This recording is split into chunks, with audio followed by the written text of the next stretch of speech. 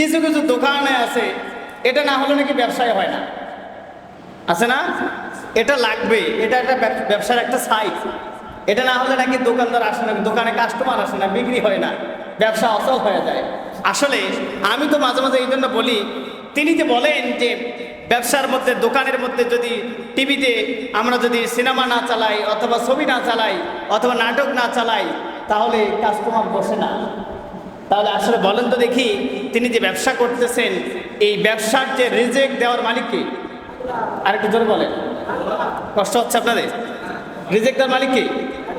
আল্লাহ যদি রিজেক্ট দেওয়ার মালিক, এই এতটুকু যদি বিশ্বাস থাকতো, তাহলে কি ওই কথা বলতে পারতো যে ব্যবসার মধ্যে, দোকানে যদি সিনেমা নাটক, যদি সিরিয়াল না চালাই, হিন্দি ছবি যদি না চালাই, তাহলে কাস্টমার বসবে না, আমার বিক্রি হবে না, এই কথা বলতে পারতো?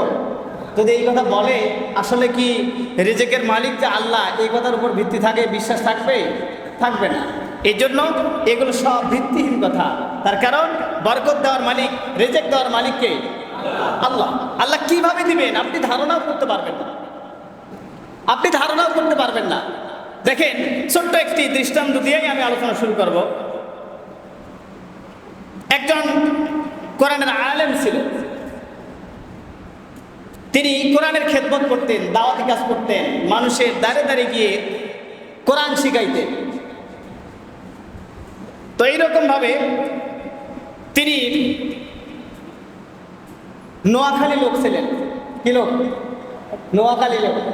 আমি ঢাকায় গিয়ে এই ইতিহাস আমি শুনেছি। তো তাকে বলা হলো যে অমুক গ্রামে 3 মাস আপনাকে কোরআন শিখানোর কাজ করতে হবে। কি শিখানোর? কোরআন শিখানোর কাজ করতে হবে। তার আয়ের শুধুমাত্র দিনে আনে দিন খায়, কোনো টাকা পয়সা জমা নাই। আজ থেকে আরো কয়েক বছরের আগের কথা এটা।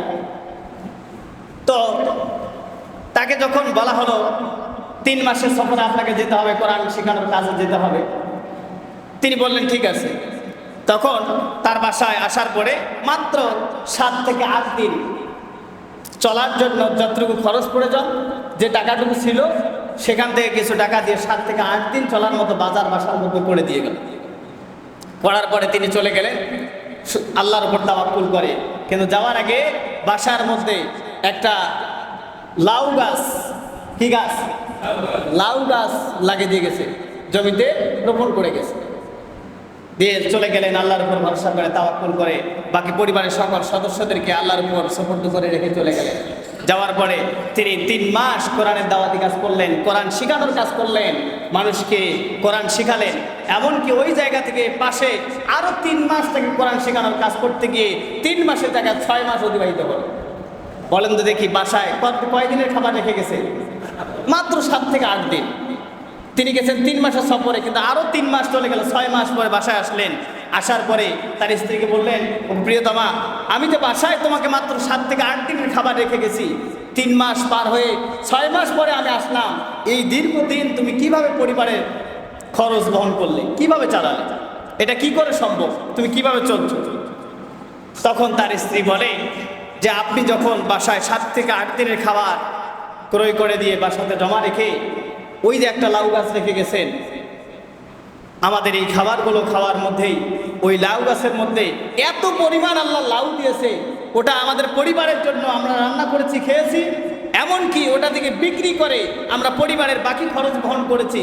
এবং এলাকাবাসী ওই লাউ গাছ থেকে, এলাকাবাসীদেরকে অনেক লাউ তাদেরকে দিয়েছে, তারাও খেয়েছে, আলহামদুলিল্লাহ। চিন্তা করেন, একটা মাত্র লাউ গাছ লেগে গেছে। আল্লাহ যদি বরকত দেয়, মরা খেজুর গাছেও খেজুর দিতে পারে না? তাহলে আপনার বিশ্বাস যদি রিজেকের মালিক যদি আল্লাহ হয়, তাহলে দোকানের মধ্যে নাটক, সিনেমা, সিরিয়াল, হিন্দি সিরিয়াল না চালাইলে কাস্টমার হবে না, এই বিশ্বাস যদি থাকে, আপনার রিজেকের মধ্যে ওয়াল্লাহি আল্লাহর নামের কসম বারাকা থাকবে না। এই জন্য তাওয়াক্কুল করতে হবে কার উপরে? আল্লাহর উপরে। ওই মালিকের উপর যদি আপনি তাওয়াক্কুল করতে পারেন, ওই একটা লাউ গাছের মাধ্যমে যেমন 6টা মাস একটা পরিবার রিজেক্ট দিয়েছেন আল্লাহ, আপনি এই রকম তাওয়াক্কুল করেন, আপনার ব্যবসার মধ্যে, আপনার হোটেলের মধ্যে, আপনার চায়ের দোকানের মধ্যে আল্লাহ পাক কিভাবে বরকত দিবেন আপনি কল্পনাও করতে পারবেন না।